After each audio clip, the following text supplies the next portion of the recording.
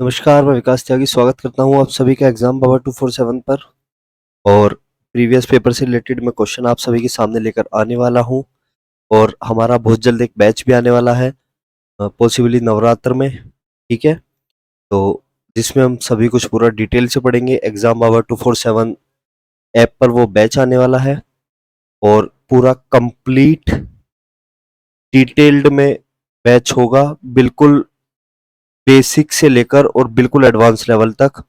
और आपका जितने भी गवर्नमेंट एग्जाम होते हैं, ठीक है, चाहे वो एसएससी हो, चाहे आपका कोई स्टेट एग्जाम हो, चाहे आपका पुलिस का एग्जाम हो, सभी से सभी को टारगेट किया जाएगा। और बिल्कुल बेसिक से बिल्कुल बेसिक सवाल होते हैं, उनसे लेकर बिल्कुल एक एडवांस लेवल तक जितने भी प्रीवियस पेपर में आपके सवाल आए हैं, उन सभी पैटर्न पर बेस आपके सामने सवाल लेकर आए जाएंगे। ठीक है, तो इस क्वेश्चन का सोल्यूशन देख लेते हैं भाई। एडिशन को बोल रहा है, एडिशन को ये बोला जाता है, तो मेडिकल को कैसे लिखा जाएगा भाई। बात करता हूं एडिशन की।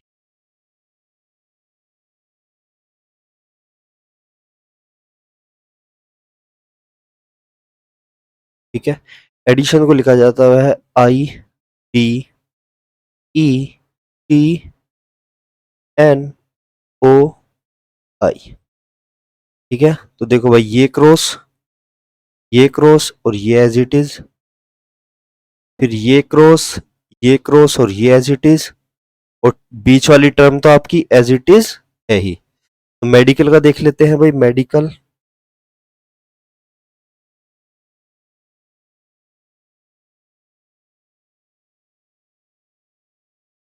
मेडिकल को क्या लिखा जाएगा, ये क्रॉस ये एज इट इज, तो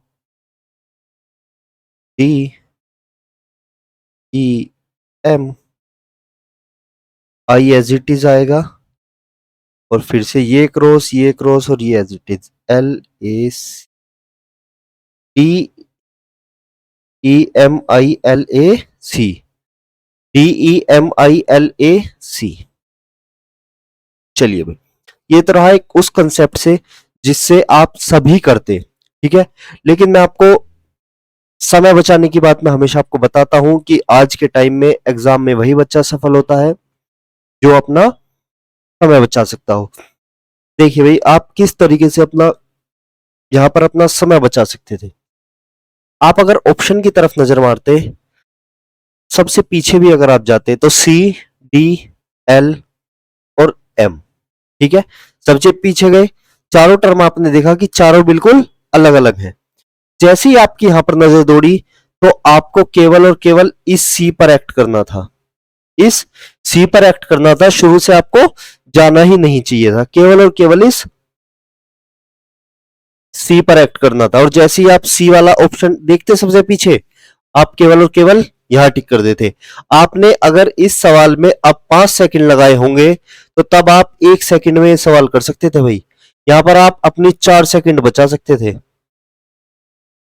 ठीक है ना। तो मैं हमेशा ये बात बोलता हूं कि जब भी आप, खास कर जब भी आप रीजनिंग करने बैठे, इस पर तो आपको ध्यान देना ही देना है भाई। ठीक है, क्वेश्चन पर तो आपको ध्यान देना ही देना है, लेकिन आपको ये भी समझ आना चाहिए। ठीक है, आपको ये पोर्शन भी समझ आना चाहिए।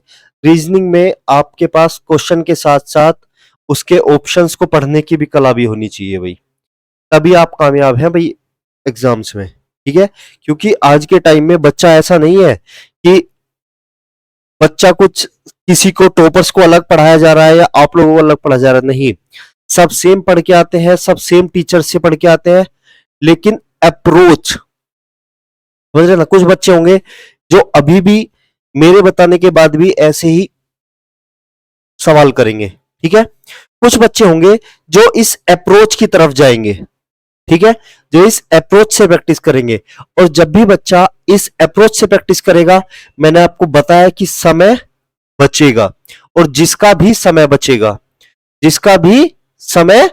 बचेगा, वो बच्चे कामयाब होगा। इस बार अगर आप सीजीएल की मेरिट देखें, तो जनरल की मेरिट कितने ऊपर गई है।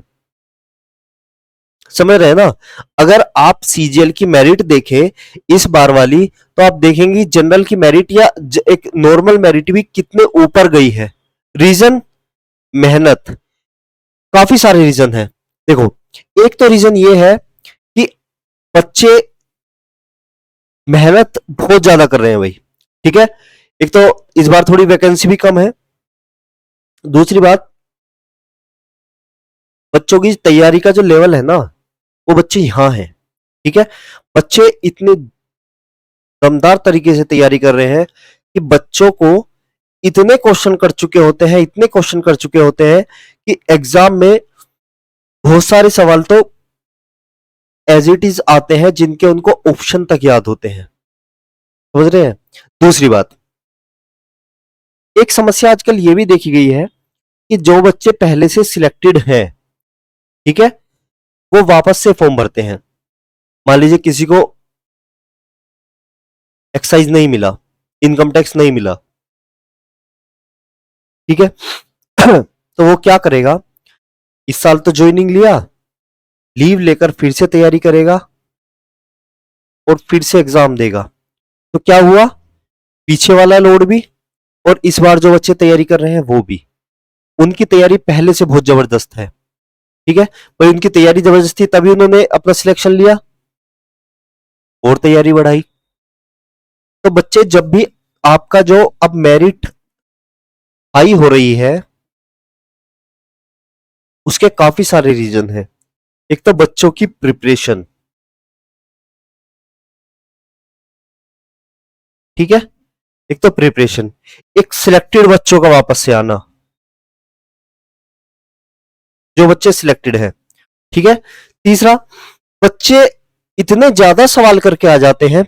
रीजन क्या है सवाल करने का, यही कुछ अप्रोचेस। भाई मान लीजिए आप सभी ऐसी ऐसी अप्रोचेस ना लगाएं, या और भी बहुत सारी अप्रोच आ गई है, कैलकुलेशन आपके लिए आसान हो गई है, आपके पास बहुत सारे मेथड आ गए अलग अलग सब्जेक्ट में, ठीक है। तो मान लीजिए अगर आप उन सब अप्रोच को छोड़ दे, बिल्कुल आप ट्रेडिशनल तरीके से अपना सवाल करें कि पूरा स्टेप बाय स्टेप सवाल करें, तो आप 1 घंटे में कितने सवाल कर पाएंगे? 40, 50, बस, ठीक है ना भाई। तो मेरिट कितने पर लगेगी? 100 पर, 110 पर, 120 पर। लेकिन जब ऐसे ऐसे सवाल, ये आपके प्रीवियस पेपर में आया हुआ सवाल है, बच्चे अप्रोच लगाकर 1 सेकंड में एक सवाल कर रहे हैं, 1 सेकंड में एक सवाल कर रहे हैं, तो बच्चे कितने सवाल करेंगे भाई? कोई करेगा 90 सवाल, कोई करेगा 95 सवाल, कोई करेगा 80 सवाल, कोई करेगा 85 सवाल। समझ रहे हैं ना? मेरिट देख लो भाई कहां जाएगी, मेरिट देखो। पहले क्या था, कुछ चुनिंदा बच्चे इतने सवाल करते थे, अब क्या है, अब बहुत सारे बच्चे इतने सवाल करते हैं। समझ रहे हैं ना भाई? अब 80 सवाल तो बच्चों के लिए आम हो गए हैं। 80 सवाल की अगर मैं बात करूं, सही सवाल 80 बच्चों के लिए आम हो गए हैं। अब जब आम सवाल 180 होंगे तो मेरिट कहां जाएगी भाई? 180 तो मिनिमम रहेगी, और 160, 160 तो मिनिमम रहेगी। तो बच्चे आपको अब अगर मेरिट में नंबर लाना है तो अपनी तैयारी का तरीका बदलना पड़ेगा भाई।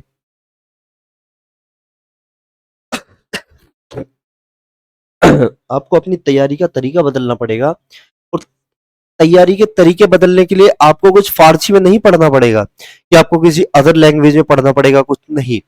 यही सब तरीके हैं, यही सब आपको मैं बताता हूं कि इस तरीके से आप चीजें करो, ये मेथड अपनाओ, ऑप्शन को पढ़ना सीखो, ठीक है। तो चलिए चलते हैं भाई अगले सवाल पर।